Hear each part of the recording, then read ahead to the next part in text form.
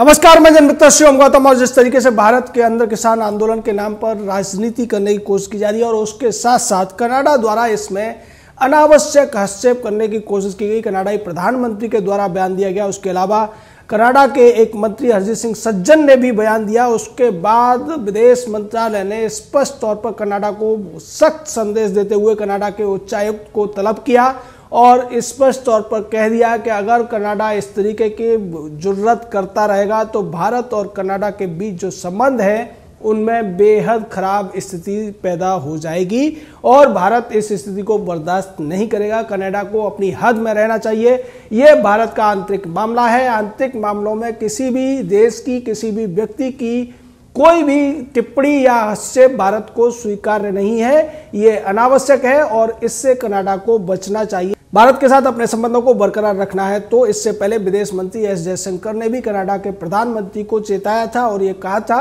कि वो भारत के मामलों में घुसने की कोशिश न करें। भारत में किसानों को लेकर जो कुछ हो रहा है ये भारत का आंतरिक मामला है। भारत सरकार इसको आसानी से और अपने तरीके से निपट रही है। हमें किसी भी दूसरे देश के प्रधानमंत्री या मंत्री की सलाह की जरूरत नहीं है। अगर इसको तोड़ने की कोशिश की जाएगी, इसका उल्लंघन करने की कोशिश की जाएगी तो इसका परिणाम भी कनाडा को भुगतना पड़ेगा। निश्चित तौर पर भारत के विदेश मंत्रालय द्वारा, उससे पहले विदेश मंत्री के द्वारा जो संदेश कनाडा को दिया गया है वो बेहद सख्त है और उम्मीद है कि कनाडा अब इस सख्त संदेश के बाद कुछ अपने आप में सुधार लाएगा, क्योंकि जिस तरीके से कनाडा के तरफ से, कनाडा में रहने वाले लोगों की तरफ से जो किसान आंदोलन है उसको फंडिंग करने की खबरें आई थी और तमाम खालिस्तान समर्थक लोगों का भी इसमें इन्वॉल्वमेंट सामने आ रहा था। उसके बाद भारत सरकार बार बार कनाडा को संदेश देने की कोशिश कर रही है और जब कनाडा नहीं सुधरा तो सरकार ने, भारत के विदेश मंत्रालय ने कनाडा के उच्चायुक्त को बुलाकर सीधे तौर पर इस मामले में डांट लगाई है, जो कि कड़ा संदेश है। क्योंकि देखने को यह मिल रहा था कि पाकिस्तान तो पहले ही खालिस्तान समर्थक लोगों को तरजीह देता रहा है। कनाडा में भी जिस तरीके से तमाम खालिस्तान समर्थक लोगों को बसाया गया, वहां उनको बढ़ावा दिया गया और अब देखने को यह मिल रहा है कि जब से किसान आंदोलन चलाने की बात हो रही थी, तमाम ऐसे लोग खालिस्तान समर्थक लोगों को फंडिंग करते हुए नजर आ रहे थे। इसको लेकर खुफिया एजेंसी की रिपोर्ट थी और यही संदेश भारत सरकार ने दिया है कि वो किसी भी बाहरी तत्व को भारत के आंतरिक मामलों में हस्तक्षेप करने की छूट नहीं देंगे। चाहे हम अंतर्राष्ट्रीय स्तर पर किसी भी संगठन के सदस्य हों, लेकिन किसी भी देश को ये छूट नहीं है कि वो हमारे जो उदारता है उसका फायदा उठाने की कोशिश करे। और लगता है कि इस संदेश को कनाडा बहुत ज़्यादा गंभीरता से लेगा, क्योंकि कनाडा को भी पता है कि भारत के साथ उसके जो संबंध है वो उन्हें नहीं बिगाड़ सकता है। इसके साथ साथ जिस तरीके से खबर थी कि पंजाब के मुख्यमंत्री कैप्टन अमरिंदर सिंह ने भी इसमें एक प्रश्न उठाया था। गृह मंत्री से मिलकर उन्होंने बाहर आकर जो कहा कि मैंने गृह मंत्री को अपनी बात बता दी है कि अगर ये किसान आंदोलन ज़्यादा दिन तक चलेगा तो उससे न केवल पंजाब की अर्थव्यवस्था को खतरा उत्पन्न हो जाएगा बल्कि राष्ट्रीय सुरक्षा को भी खतरा उत्पन्न होगा। इसका सीधा मतलब है कि पंजाब के मुख्यमंत्री कैप्टन अमरिंदर सिंह को भी इन सारी चीज़ों की जानकारी है कि किसान आंदोलन में कुछ उपद्रवी तत्व भी घुसे हुए हैं। कनाडा की जिस तरीके से भूमिका देखने को मिली या कनाडा में रहने वाले एनआरआईज इस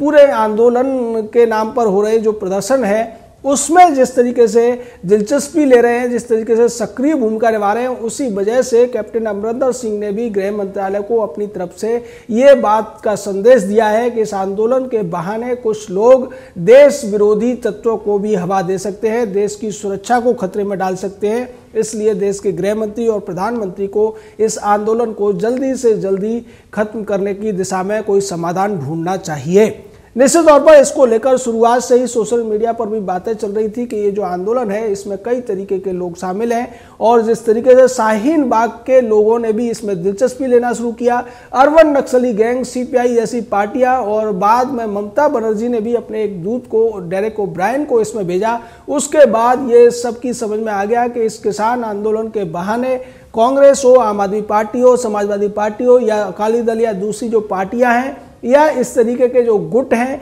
पीएफआई जैसे गुट भी इसमें अब दिलचस्पी ले रहे हैं और ये कहने की कोशिश कर रहे हैं कि जब हमारे जो सीए विरोधी आंदोलन था उसमें इन लोगों ने हमारा साथ दिया था, इसलिए अब हम इनका साथ देने के लिए सड़कों पर उतरे हैं। चंद्रशेखर रावण जैसे लोग भी इसमें जिस तरीके की दिलचस्पी ले रहे हैं, उससे एक चीज साफ है कि किसानों के जो हित है, किसानों की जो समस्याएं हैं, किसानों की जो बेहतरी है और किसानों की बेहतरी के लिए जो काम होने चाहिए उससे कोई लेना देना नहीं है। ये सिर्फ और सिर्फ अपनी राजनीतिक रोटियां सेकना चाहते हैं, अपना उल्लू सीधा करना चाहते हैं और इसीलिए किसानों को मोहरा बनाकर अपना राजनीति को चमकाने की कोशिश में कांग्रेस भी दिखाई देती है। राहुल गांधी और प्रियंका वाड्रा के जिस तरीके से बयान आए, सोनिया का बयान आया है या दूसरे कांग्रेसी नेताओं के जो बयान आए थे, आम आदमी पार्टी जिस तरीके से इस पूरे मामले में घुसने की कोशिश कर रही है और कैप्टन अमरिंदर सिंह के बयान के बाद आम आदमी पार्टी के नगर उप मुख्यमंत्री मनीष सिसोदिया ने भी एक चौंकाने वाला बयान दिया और मनीष सिसोदिया ने कहा कि कैप्टन अमरिंदर सिंह कांग्रेस के नहीं बल्कि भाजपा के मुख्यमंत्री के तौर पर बयान दे रहे हैं। यानी कि जो खालिस्तान समर्थक गुट है या खालिस्तान समर्थक लोगों से पहले भी ये बात साबित हुई थी कि पंजाब में जब चुनाव हुए तो आम आदमी पार्टी ने उन लोगों से मदद ली थी, उन लोगों से फंडिंग ली थी जो खालिस्तान समर्थक हैं या खालिस्तान समर्थक मामलों में जो जेल भी जा चुके हैं। ऐसे लोगों को मनीष सिसोदिया, संजय सिंह और अरविंद केजरीवाल के साथ देखा भी गया था और आम आदमी पार्टी के पूरे चुनाव में उन्होंने फंडिंग की थी। इस बात के खुलासे भी बाद में हुए थे। निश्चित तौर पर मनीष सिसोदिया का जो बयान है वो इस बात की तस्दीक करता है कि आम आदमी पार्टी भी उन लोगों के साथ है जो इस देश के खिलाफ साजिश रचना चाहते हैं। हालांकि इस बात को सब लोग मान रहे हैं कि यहाँ जो किसान भी बहुत सारे हैं, लेकिन किसानों के बीच में निश्चित तौर पर कुछ ऐसे लोग हैं जो इस पूरे मामले को हाईजैक करके इस मामले को अपनी राजनीति चमकाने के लिए और अपने मुद्दों को हवा देने के लिए इस्तेमाल करते हुए नजर आ रहे हैं। और यही वजह है कि कनाडा का एक मंत्री, कनाडा का प्रधानमंत्री इस पूरे मामले में बयान देता है। तो यहां जिस तरीके से अब ये पूरा का पूरा पिक्चर क्लियर होती जा रही है, जिस तरीके से पूरा मामला खुलता जा रहा है, उसके बाद ये भी तय है कि किसानों को लेकर जो भी सरकार ने कदम उठाए हैं वो कहीं भी गलत नहीं है। सिर्फ और सिर्फ कुछ मामलों को लेकर जिस पर के किसानों के साथ सरकार बातचीत करने को भी तैयार है और उन सुधारों को लेकर भी तैयार है, लेकिन उसके बावजूद कुछ लोग हैं कि इस पूरे के पूरे प्रदर्शन को, पूरे के पूरे आंदोलन को खत्म नहीं होने देना चाहते। उन्हें यह लगता है कि ये आंदोलन जितना लंबा खिंचेगा, ये प्रदर्शन, ये बंद वगैरह जितने लंबे खिंचेंगे, उतना ही सरकार के ऊपर दबाव पड़ेगा। आपको याद होगा शाहीन बाग में भी यही सब करने की कोशिश की गई थी। तमाम सड़कों को ब्लॉक किया गया था, तमाम रास्तों को बंद कर दिया गया था और वहां पर जो मांगे थी वो कहीं से भी कानून के अनुरूप नहीं थी। कानून में जो कुछ था उसके अलावा भी बहुत सारी अफवाहें उड़ाई जा रही थी और यही कुछ इस किसान आंदोलन के नाम पर भी करने की कोशिश की जा रही है। आम आदमी पार्टी हो, चंद्रशेखर रावण हो, कम्युनिस्ट पार्टियां हो, ममता बनर्जी हो या कांग्रेस पार्टी हो, ये सब के सब उन बातों का जिक्र नहीं कर रहे हैं जिनका वास्तव में समाधान या होना चाहिए या जिनको लेकर कंफ्यूजन है, बल्कि कुछ नई बातें जोड़कर इस पूरे मामले को ये लटका देना चाहते हैं। और अगर कैप्टन अमरिंदर सिंह की बात पर गौर किया जाए तो उन्होंने ये भी कहा कि इस पूरे आंदोलन की वजह से उनके प्रदेश को बहुत ज्यादा आर्थिक नुकसान हुआ है और बाद में भी इसकी वजह से राष्ट्रीय सुरक्षा को खतरा पैदा हो सकता है। अब यहां सोचने वाली बात यह है कि कैप्टन अमरिंदर सिंह कांग्रेस के मुख्यमंत्री हैं। अगर वो इस बात को स्वीकार कर रहे हैं और उससे पहले कांग्रेस के ही एक सांसद ने कहा था कि इस मामले में खालिस्तान समर्थक गुट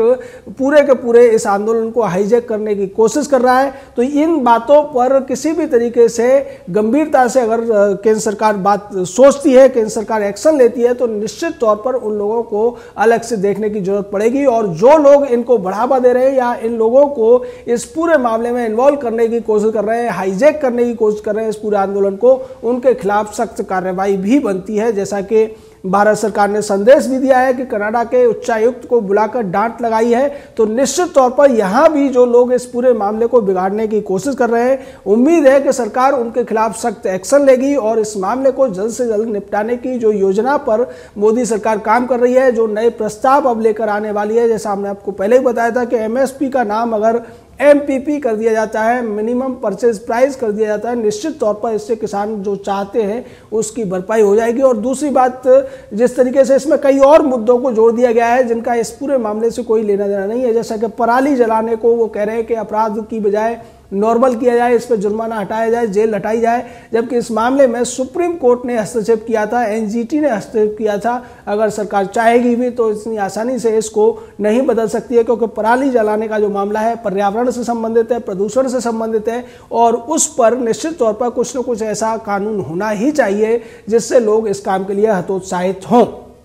बात अगर किसान ये कहते हैं कि पराली का करेंगे क्या, तो उन्हें इसलिए पुराने अपने इतिहास को, विरासत को ध्यान में रखना चाहिए कि पहले भी देश में धान पैदा होता था, गेहूं पैदा होता था और पराली की कोई समस्या नहीं थी, क्योंकि मजदूर उसको जमीन से काटते थे। अगर वो आज भी मशीन से कटवाते हैं, उसके बावजूद कुछ मशीनें ऐसी भी हैं जो इसको जमीन से काटती हैं और बहुत थोड़ी सी पराली बचती है, जो आसानी से अगर ट्रैक्टर से उसको दोबारा से खेत की जुताई होती है तो उसको इकट्ठा किया जा सकता है, उसको हटाया जा सकता है। और इस तरीके से दूसरे भी कई उपकरण अब सामने आ रहे हैं जो आसानी से हैंड हेल्ड भी होते हैं, ट्रैक्टर से भी चलते हैं, या उनमें खुद में जनरेटर या दूसरा इसी तरीके की मोटर होती है। तो किसानों को इस इनोवेटिव आइडिया की तरफ आगे बढ़ना चाहिए और जिद छोड़कर सरकार के साथ बातचीत के द्वारा इस पूरे मसले को सुलझाने की जरूरत है। और अगर इसमें किसी भी तरीके से कोई देश विरोधी ताकत या देश विरोधी तत्व घुसने की कोशिश कर रहे हैं तो निश्चित तौर पर किसान भारत का देशभक्त, राष्ट्रभक्त होता है। देश और समाज के प्रति किसानों का योगदान किसी से छुपा नहीं है। वो इसको समझते हुए उन लोगों को अपने बीच में चिन्हित करें और उनके खिलाफ पुलिस कार्रवाई की भी मांग करें। निश्चित तौर पर ऐसा किसान कर सकते हैं और किसान भी इस एंगल से इस पूरे मामले को देखते हुए नजर आ रहे हैं। निश्चित तौर पर सारे देश को उम्मीद है कि ये समस्या जो पैदा हुई है जल्दी से जल्दी इसका समाधान निकलेगा। किसानों को अगर कोई कंफ्यूजन है, सरकार उसको दूर करेगी और किसानों को अपने अपने घर जाने का जल्दी से अवसर मिलेगा। जय हिंद, जय भारत।